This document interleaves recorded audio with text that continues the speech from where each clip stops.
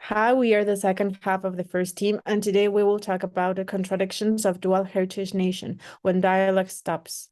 I'm Maria, and I'll be representing indigenous communities. Hi, I'm Ruth, and I'm representing Mexican government. Good afternoon, my name is Eric, and I'll be representing some international organizations and collectives. Okay, so we can have a little more of context. We will talk about what is the Zapatista Army of National Liberation and the conflict. Well, first, the 1st of January of 1994, the Zapatista Army of National Liberation, an indigenous armed organization, declared war on the Mexican government, demanding work, land, housing, food, health, education, independence, liberty, democracy, justice, and peace.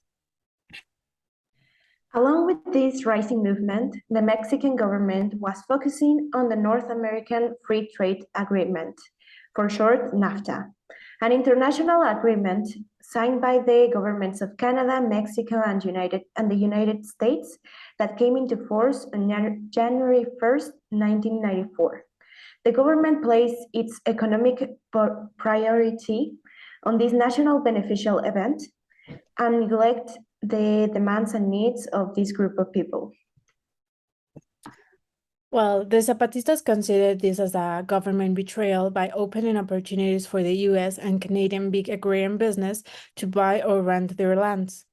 Indigenous agricultural workers in Chiapas fear that international competition would wipe them out of the local markets. This revolutionary movement caught the attention of newscasters worldwide, as it became the first large insurgence by indigenous communities against government mistreatment and injustices. Since then, multiple organizations and collectives from around the world have sympathized with and shown their support for the Zapatista Army of National Liberation, which has now extended its reach to both the US and Europe through alliances, magazines, and blogs. Just last year, for example, some members of the Zapatista Liberation Army had a trip to Europe in order to visit and talk with these collectives.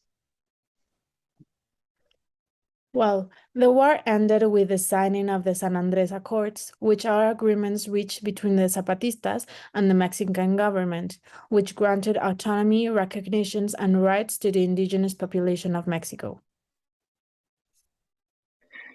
Okay, so the aim of this brief discussion is to answer the question of how should a modern state be configured in order to ensure the integration of cultural diversity and creation of a real climate of equality and equity.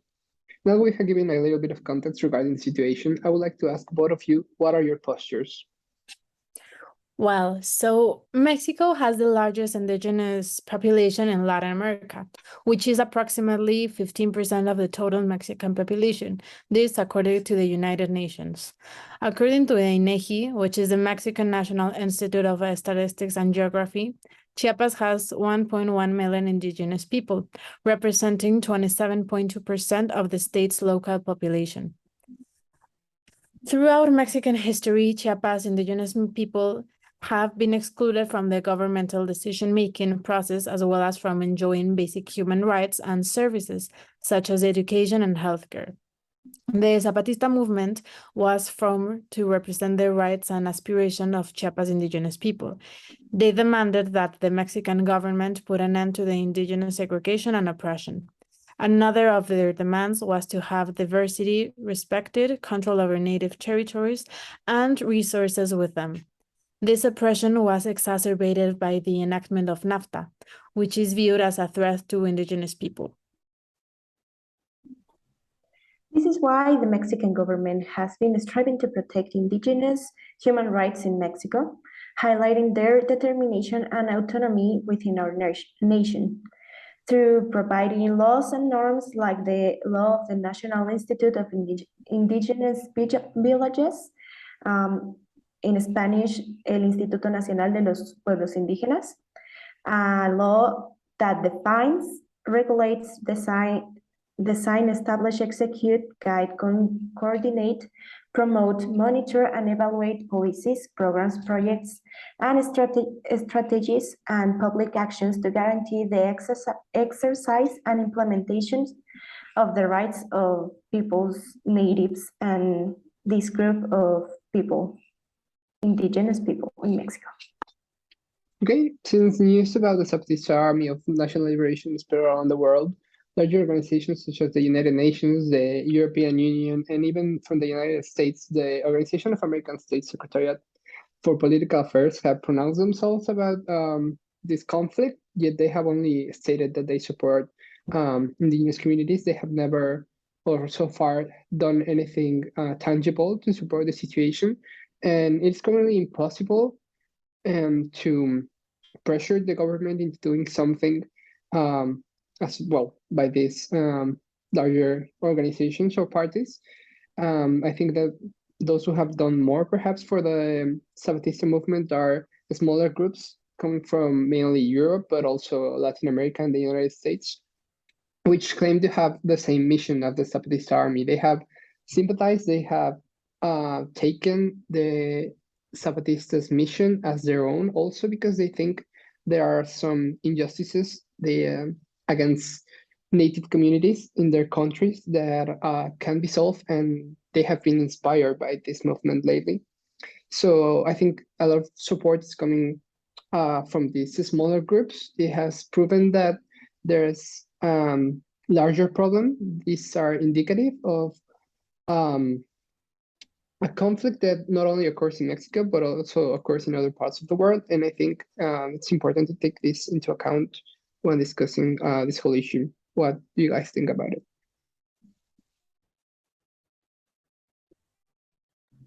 The government has worked to make this, to eradicate this issue through making the law that I already told you about, so that we can support these communities in a more, we are like in the part of a more tangible way.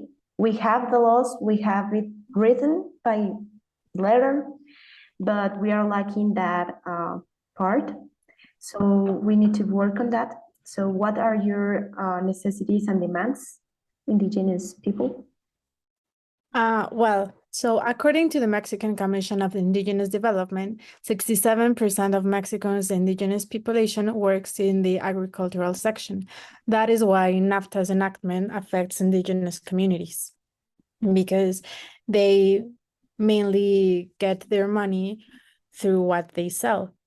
So one of the solutions I propose is economic support from the Mexican government to indigenous communities. Okay, so we can support, promote, and strengthen your local economies through actions that allow achieving the sufficiency of economic income, the creation of jobs, as well as ensuring fair and equitable access to supply, marketing, and financing systems. In this case, we can apply it by giving more priority to your products, to your merchandise, so that we can offer it first to other nations and move it throughout the country more than other products that are international. Give more prioritize Mexican products and yours in this case. Okay, well, another problem that didn't solve the San Andres Accords is the access of the communities to health and education. So how could you help us with that? Okay, we can give you more tools. I think we need more than monetary or economical resources. We can work on the human resources so that we can make groups that help you to develop tools, and so that within your community you can help all the community to get that access, especially in education, first in education. So within your community, one person, like for example,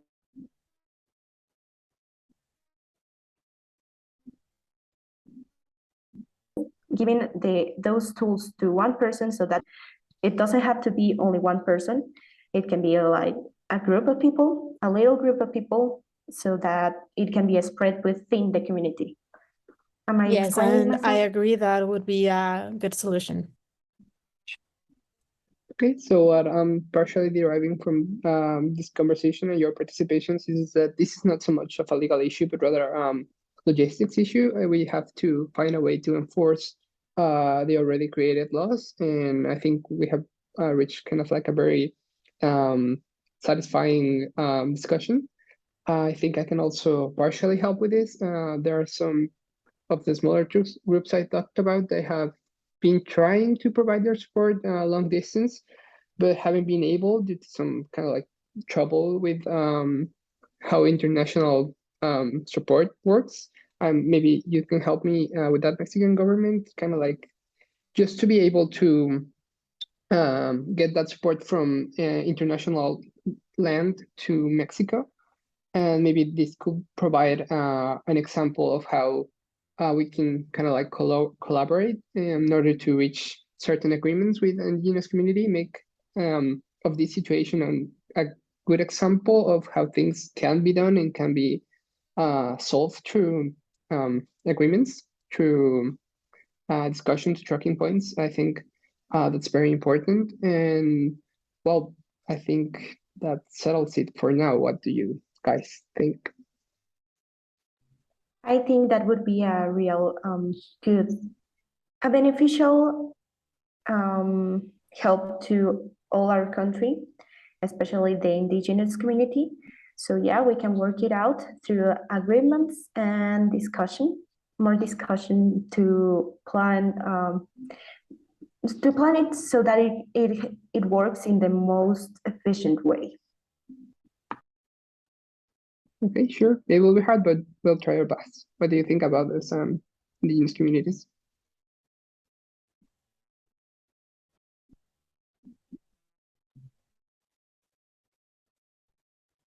I think Micrófono. Ay, perdón, I perdón. think that this was a good solution, and in order to fulfill all our wishes, we should communicate more often so everything's fall into place. Okay, sounds great. I So, agree. shall this discussion be ended then? Yeah, thank you for your time. Thank you for your time as well. Thank you.